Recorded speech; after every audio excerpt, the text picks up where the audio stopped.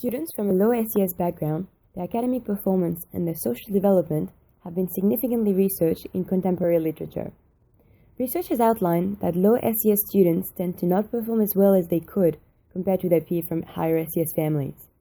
In the Australian context, an individual's socioeconomic status can be defined as their overall social position to which attainments in both the social and economic domain contribute. In general, low SES students tend to have less developed literacy, numeracy, and comprehension skills, have a lower secondary education HSC retention rates, have significantly lower involvement in tertiary education, exhibit higher levels of problematic school behavior, be less likely to study STEM subjects in senior years, and experience more difficulties transitioning into the job market post-secondary education. Those factors tend to be significantly less present in higher SES background students in schools, which emphasize the significant issue that educational inequality still represents today. Other factors outside of the classroom environment also impact students. For instance, families with a strong affinity for high academic success can mitigate the disadvantages experienced by low SES students. Similarly, the type of school and the educational environment students evolve in have been shown to be strongly correlated to educational outcomes. The school's environment effect is likely to operate through variation in the quality of education and the attitudes of teachers towards students. Research showed that teachers in disadvantaged schools often hold low expectations for their students, which compare the low expectations students and parents may already hold. So, why should teachers care?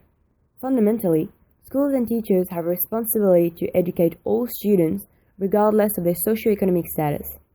Teachers must value the uniqueness of the individual identities of all students and ensure that students' abilities and attitudes are not generalized by their socioeconomic status stereotypes. This is further outlined in the Australian Professional Teaching Standards and the Melbourne Declaration. So, what can teachers do? Here are 6 key advice for teachers and a few practical suggestions. 1. Know and respect your students. Communicate with your students and embrace the diversity. And review your oral and written communication. Could you be more inclusive? How? 2.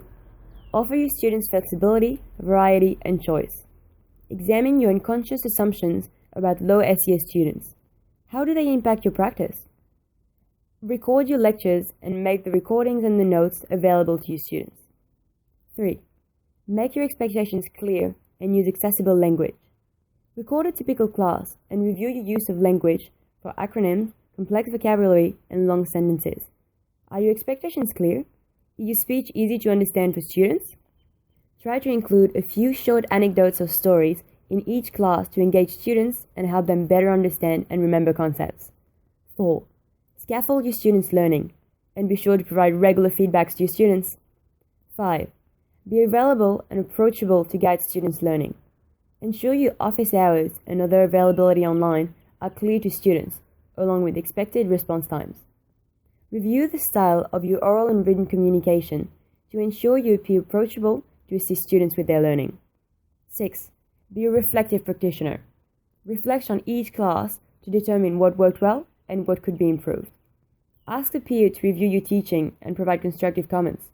What could you improve? How might you improve those aspects?